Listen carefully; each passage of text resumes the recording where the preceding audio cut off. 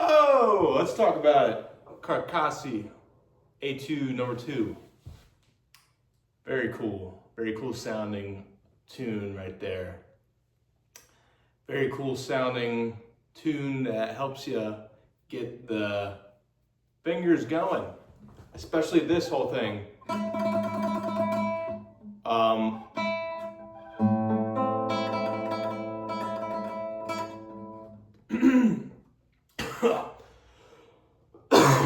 Okay, it does that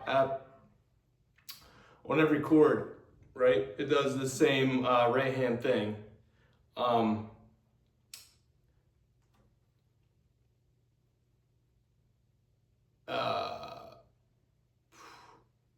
A, M, A, M, A.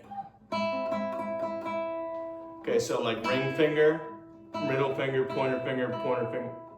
Okay, ring, middle, pointer, middle, pointer. 1, 2, 3, 4, 5, 6, 7, 8. On the, okay, they're all increments of, okay, so the whole piece is just 16th notes, right? One iena, 2 iena, 3 iena, 4 iena, 1 iena, 2 iena. And the it happens to be the last 6 16th notes of each phrase fall on one string, and they're gonna have to all be, but you alternate your fingers, right? So it basically right hand exercise for sure. There's some cool chords going on, which we can get into, but you know what would be better?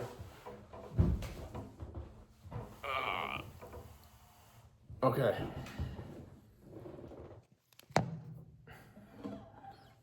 What I was trying to say.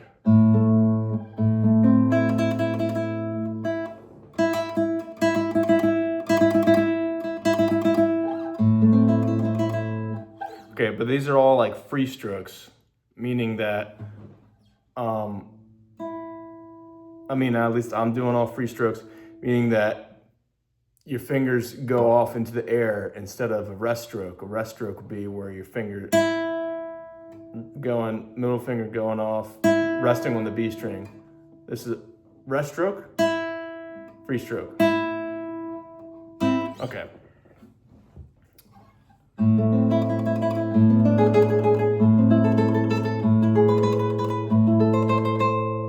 Okay. Exercise aside, let's think of those chords. The big thing that goes on in a lot of music in general, and especially classical music, is the 1 to 5. The 1 being A minor in this.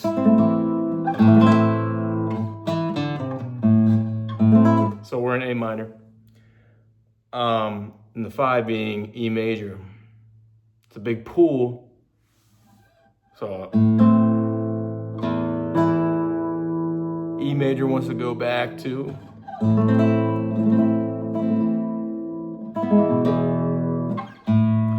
A minor. And Carcassi's just throwing out a bunch of different ways of playing A minor and E major. Or E major maybe with a dominant 7. Maybe he throws in that D at times. But all across the neck, all right? Here's A minor. Okay, right next to it. But okay, all over A, right? Right there is a little E7. You would see it like that. But he puts the D, okay, puts the E to a D. All right, dominant 7, all right. Another A minor. A little E major right there. Okay. Another A minor right there. And then he throws in D minor 6. Just goes to the E better, I guess. Another E right there. You got to do it with these fingers because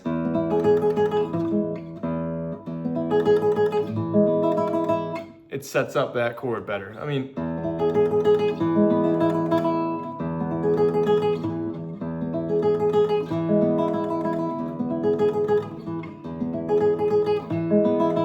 a little sloppier if you do it the other way.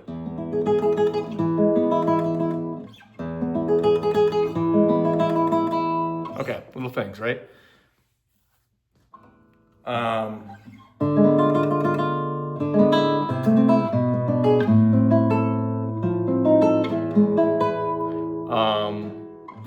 Shoot. Come on.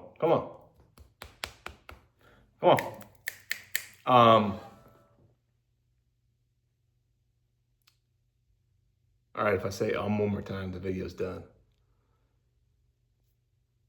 What else is going on in this piece other than the right hand? Some cool descending patterns, I guess. This little phrase right here starts on C major.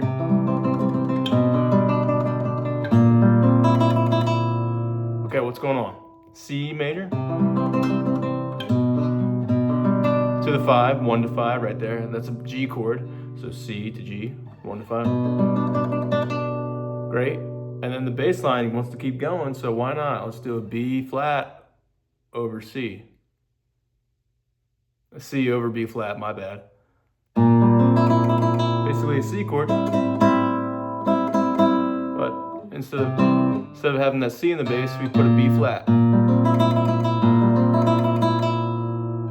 And the bass line wants to keep on going.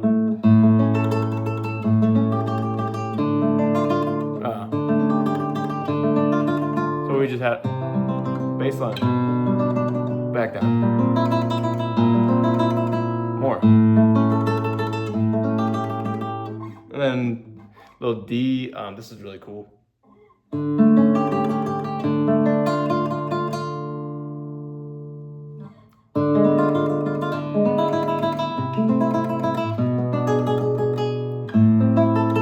This A minor, you have to play it like this. There's no other way about it. I've figured out the hard way. I like playing it like this, but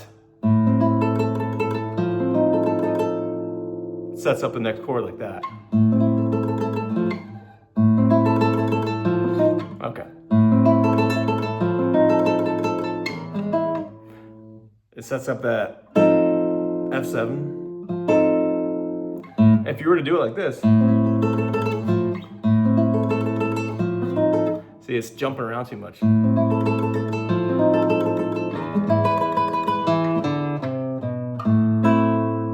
walk down.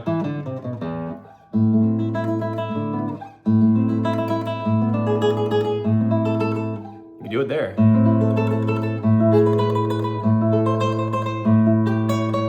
Right there, A minor to A major. Ooh. What's that gonna be? A 5 of a. This is probably the dominant chord. Where's this one to go? What's the 5? What would A be the 5 of? Now you gotta think backwards. A, G, B. No, A, G, F, E, D, right? D minor.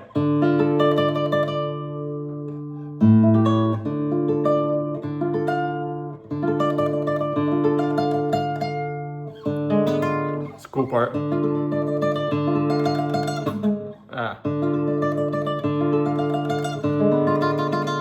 That's hard to get precise.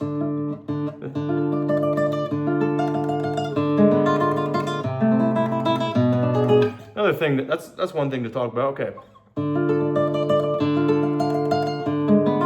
Making that smooth. Okay, it can be better. Okay, playing it, and I'm only fretting the hands that I need to fret. This should be the last topic of the video because I gotta get going. Only fretting the hands that I need, that need to be played at the moment.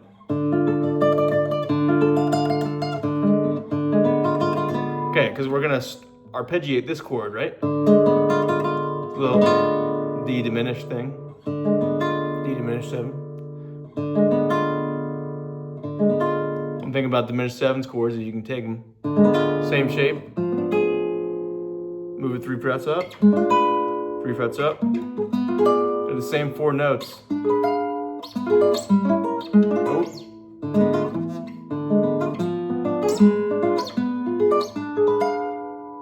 Okay.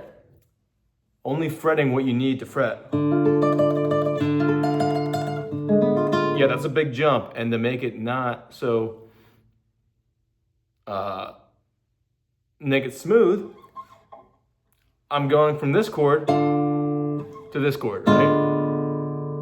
Well, I don't need to fret every single, okay, got to keep them fretted for this.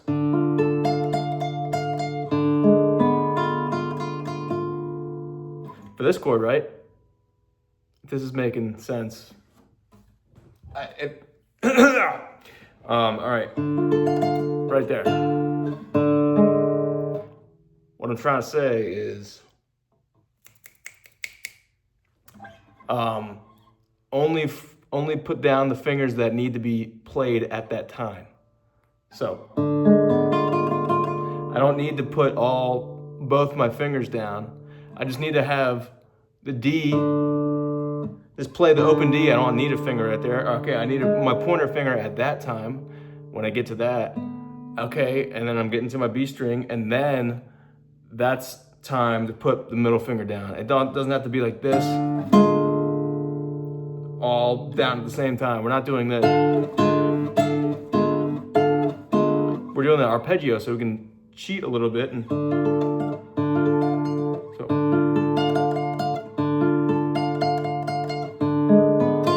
See, okay.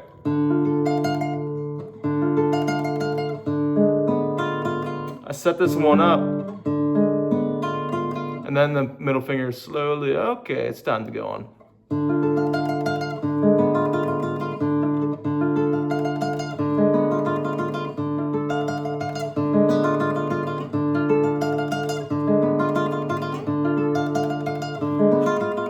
Okay.